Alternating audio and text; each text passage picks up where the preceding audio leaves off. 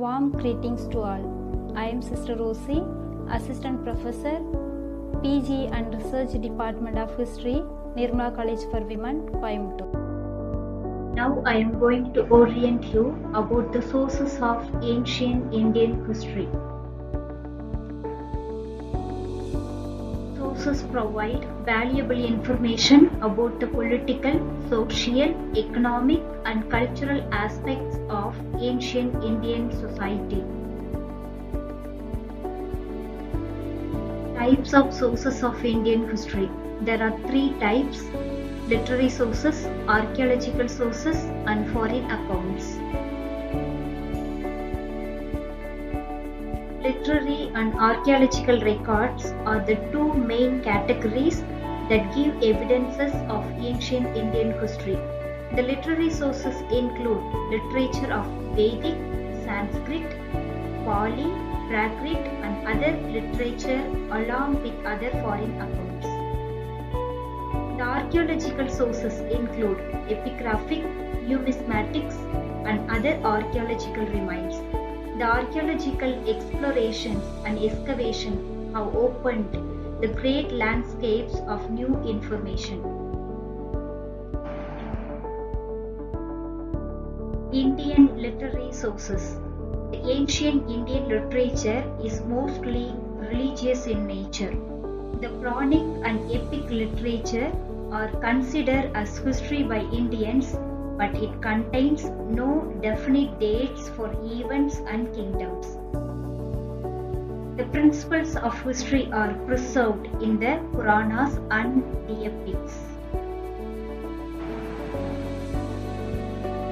The Vedic literature contains mainly the four Vedas: Rig Veda, Yajur Veda, Sama Veda and Atharvana Veda. The Vedic literature is a different language called as the Vedic language.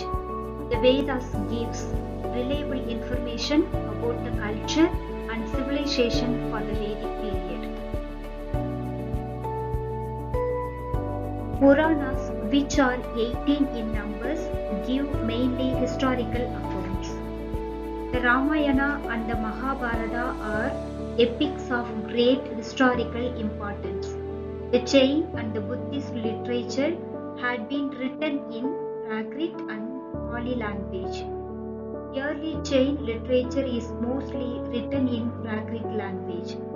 Prakrit language was the form of Sanskrit language. Pali language was a form of Prakrit language which was used in Magadha. Most of the early Buddhist literature is written in Pali language. Pali language reached to Sri Lanka through some of the Buddhist monks, where it is a living language. Ashokan edicts had been written in Pali language. Ancient books.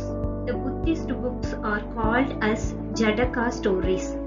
They have been given some historical importance because they are related with the previous birth of the Buddha. There are more than 550 such stories. The historic information mentioned in Jain literature also help us in reconstructing the history of different regions of India.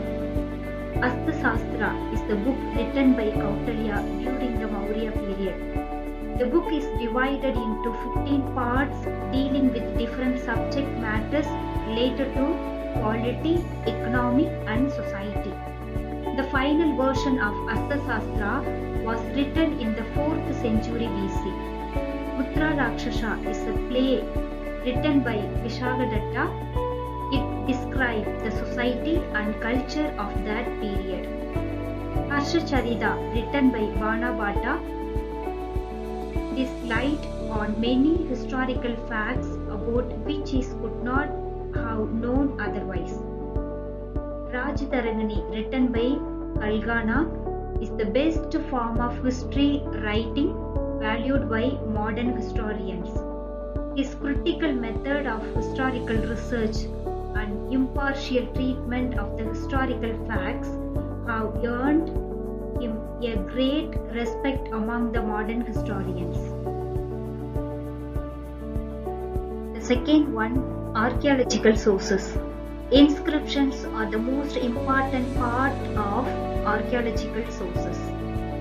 In the series of inscriptions, the oldest inscriptions belong to Emperor Ashoka. His maximum number of inscriptions are in Brahmini script.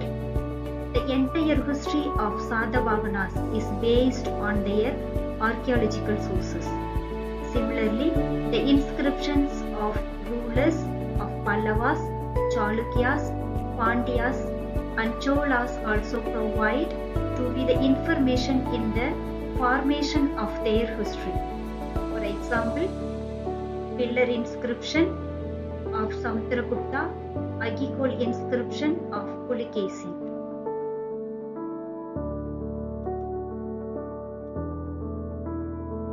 Coins. The study of coins is known as numismatics.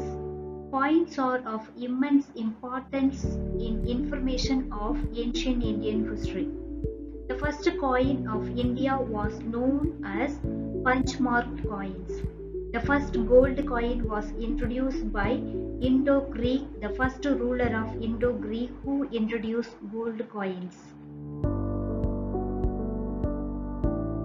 Monuments. Monuments are one of the most important elements of archaeological sources.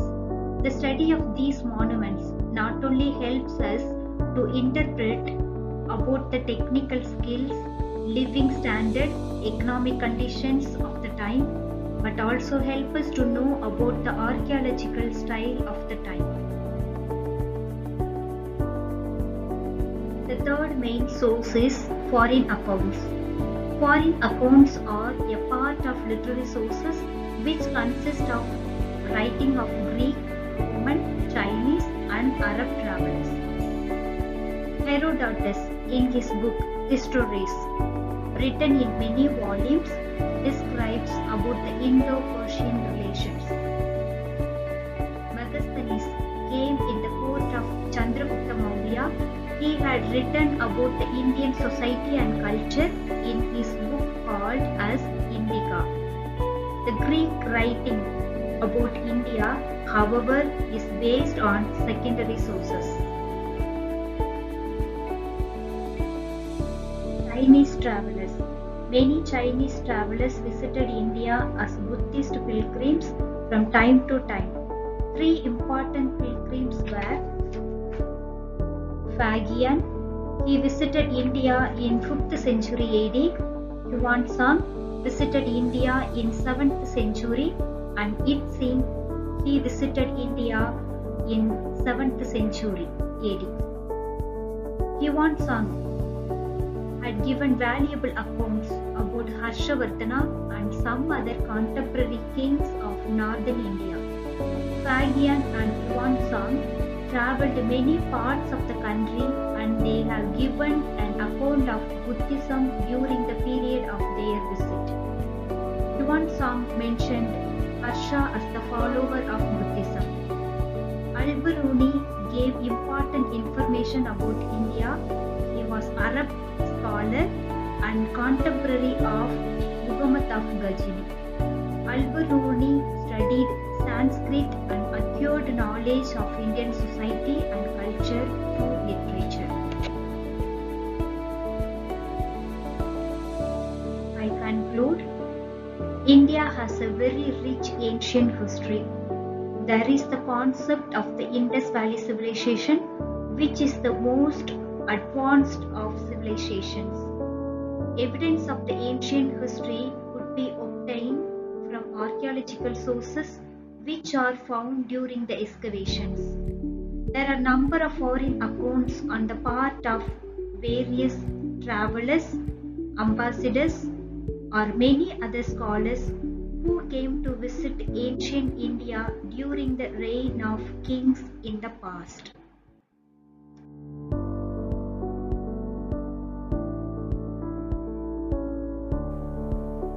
Thank you. I hope this video is informative.